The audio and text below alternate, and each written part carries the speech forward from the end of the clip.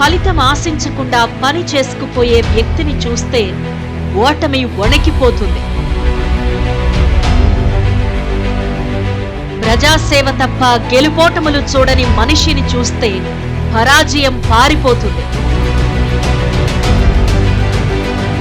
సడలని సంకల్పం ముందు విధి సైతం హడలిపోతుంది. పరిణితి చెందిన పట్టుదలకి స్వర్గం పట్టుబడుతుంది.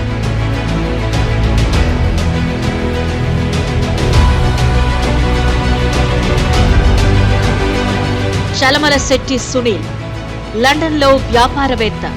సొంత గడ్డకు సేవ చేయాలి అన్న కాంక్షతో కాకినాడలో కాలు పెట్టారు. రాజకీయ రంగ ప్రవేశం చేసి 3 సార్లు కాకినాడ ఎంపీగా పోటీ చేశారు. పదవి కట్టబెట్టలేదు, కానీ ప్రజలతోనే ఉన్నారు. కుర్చీలో కూర్చోలేదు, అయినా ప్రజల మధ్యే నిలబడ్డారు. అధికారం అందలేదు, కానీ అందరికీ అందుబాటులో ఉన్నారు.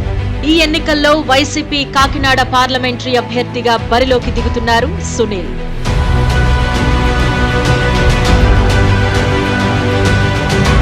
తాను తిరుగాడిన నేలపై మమకారానికి ప్రతిరూపంగా ప్రత్యేక మేనిఫెస్టోతో ప్రజల ముందుకొస్తున్నారు.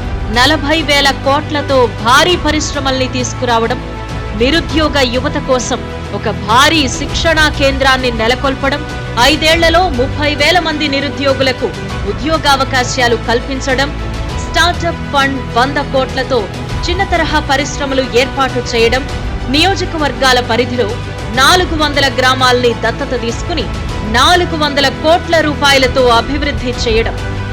ఇవే సునీల్ పెట్టుకున్న లక్ష్యాలు, అతని విజనరీకి నిలువెత్తు సాక్ష్యాలు.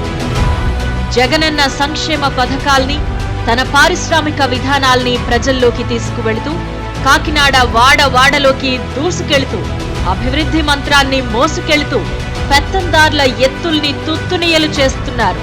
రేపటి భవితవ్యం కోసం పరితపిస్తున్నారు. 15 సంవత్సరాల అపజయ అజ్ఞాతవాసాన్ని దాటి విజయ దుందుభి మోగించేందుకు వస్తున్నారు చలమలశెట్టి సునీల్.